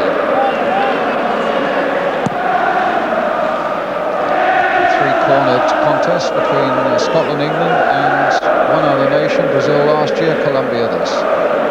Tommy Burns. Nicol on the far side. Scotland quite rightly feeling that they're not out of it by any means, with the score only at 1-0. With 10 minutes remaining, and here's Chris Waddle streaming away for England. Lineker up there with him as well. Robson's made a good break too, and just couldn't deliver right at the end. Burns losing out, a foul by Webb, a free kick to Scotland. That must have been particularly infuriating to Brian Robson, who'd made a 70-yard dash to join Waddle, only to see the thing fizzle out like that. Particularly at the time, Brian, when the England midfield, Webb and Robson, are possibly getting a little bit outnumbered now. With Stephen going off, he's thrown a greater workload on them. Miller with the free kick for Scotland. Johnston, will he be able to turn on this one? Aitken trying to chip it back again, and it might even come. Oh, Shilton saved that one from Gallagher with his feet. Barnes still hasn't got it away and should have done. Gallagher fell as though he was poleaxed, but the referee took no notice, and England in a spot of bother there, and until right at the end there's an infringement and a free kick to a relieved team in white. But there was proof, if ever it was needed, that even though you've dominated the game and scored only once, you can be caught right at the end. And England's so lucky as that Gallagher shot bounced off Shilton's feet. Brian, I'm John Barnes' biggest admirer. I think he's a tremendous player. But if I was Bobby Robson now, I think I'd be looking to get Waddle on the left wing and get somebody like Matt Marnon to give us a little bit of a ginger up in midfield, because quite honestly, at the moment, the signs that we're starting to get overrun a little bit in a game that really they've no right to be in, the Scots. Well, let's see. It's going to be a very interesting last 9 minutes now. England leading 1-0, but the fire has been refueled in Scottish bellies, I fancy now, and they're beginning to come for us.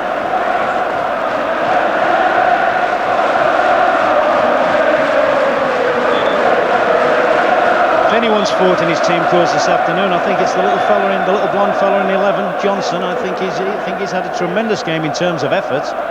You know, there's nothing more soul-destroying for a front player than not to get good service. But his head's certainly not dropped. He's kept at it all afternoon. Adams, Lineker. Miller gets it away. In goes Webb. Doesn't reach Waddle, but here's Stevens. Waddle playing it in for Barnes, and Beardsley and Stevens on the wrong wavelength. It'll be Scotland's throw.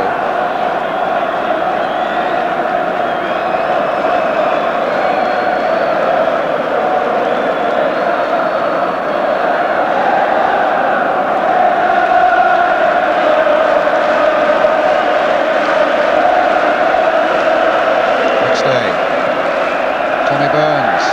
Murdo McLeod as Scotland come forward again. McStay again. Gallagher inside. Aitken's leading the charge on the far side, and it needed a header clear from the captain, Brian Robson. Scotland's corner, pushing blue shirts forward now with a little over 6 minutes to go.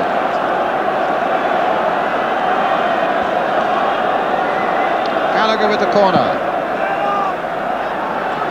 Two England defenders going for that one, and there's Burns in space on the far side. Fortunately for England, nothing came of it, but really two defenders going for that same ball and now trying to explain to each other why it is the other should have been keeping clear.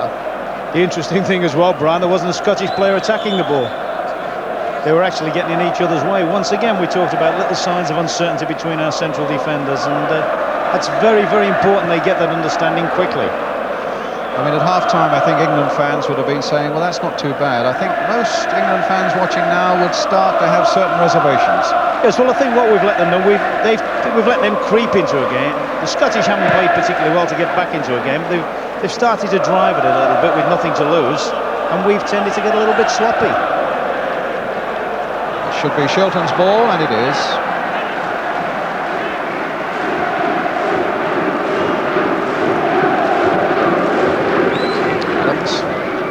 Sanson.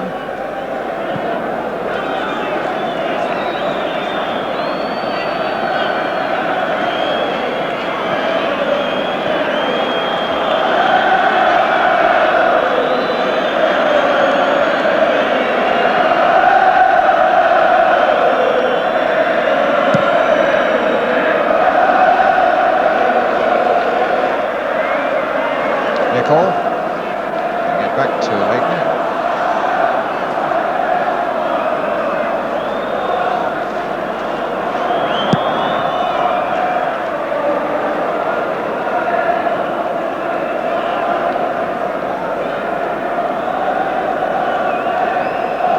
Stevens with the throw for England. Webb. Gary Stevens. Back to Shilton. Inside the last 5 minutes. England leading by a goal to 0.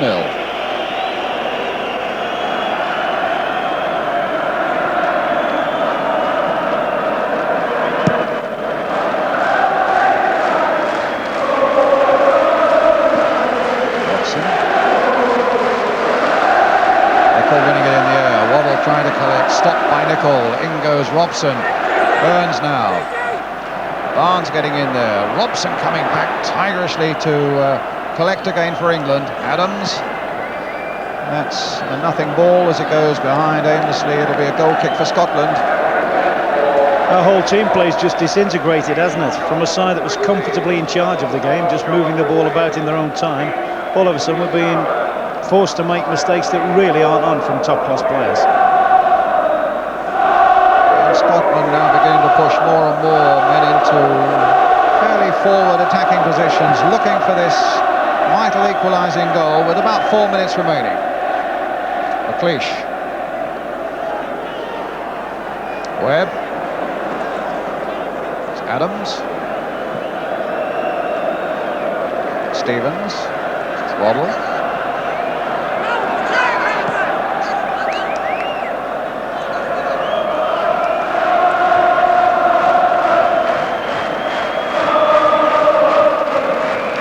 There's 3 minutes left now.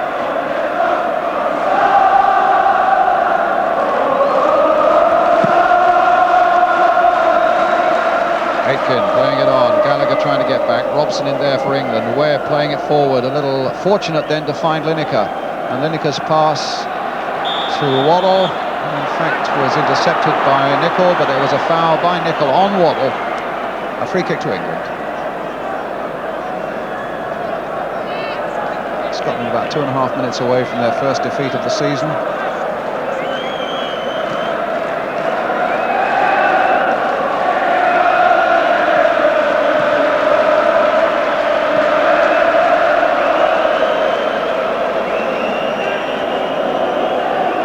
I think Tony Adams is finding out that you can't give the ball away in international soccer.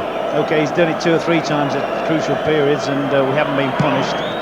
But I think the best in the world might do something different if we give it away too easily. Waddle. Forced back again.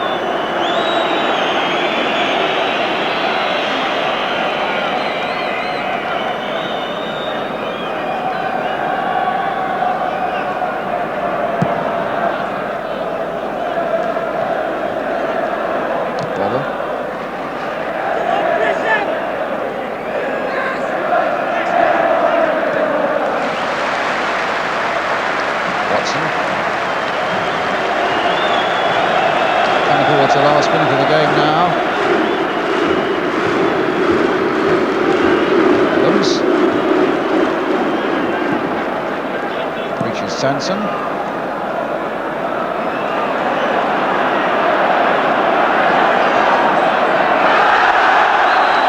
Corner. Well, it wasn't far off it, but it's a throw to Scotland. And all the enterprise seems to have gone out of England's play now. And they're just looking now to hold on for the last minute or so against a Scotland side that's got a bit more life about it now, and they've won a corner. And it was only the tigerish efforts there of skipper Brian Robson that prevented McStay getting a dangerous-looking cross in. So Gallagher with the corner. Can Scotland now save it with 30 seconds of normal time remaining? Hitting low. Barnes for England. Nicol. Gallagher.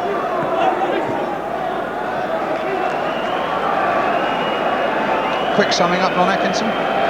Yes, I think what it's proven is that we've got a very, very good strike force. Beardsley and Lineker look as good as anything else on the continent.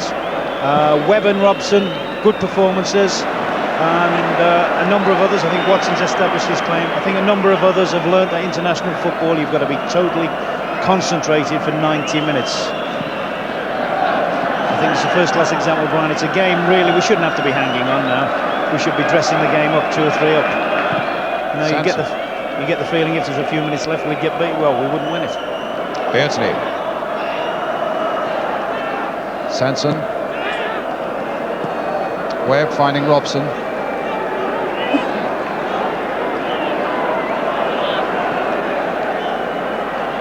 Now Watson.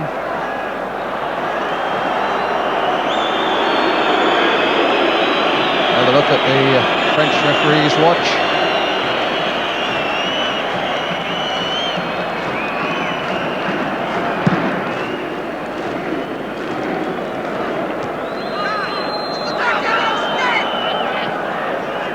Now Waddle. There's Beardsley.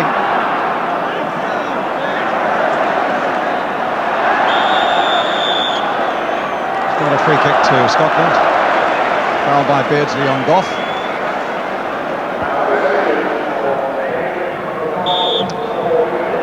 And there goes the full-time whistle, and it's a victory for England. An important psychological step, of course, towards West Germany and the European Championships. And England, Bobby Robson's men, really now need to consolidate with good performances and victories against Colombia and Switzerland in the coming week, and then take on the really stern battles ahead in West Germany. Peter Beardsley's goal after 10 minutes is what settled the issue. England falling apart, really, after dominating the game for so long, falling apart in the last quarter of an hour of the game. So Beardsley's goal is the winner. We're going to take the short break.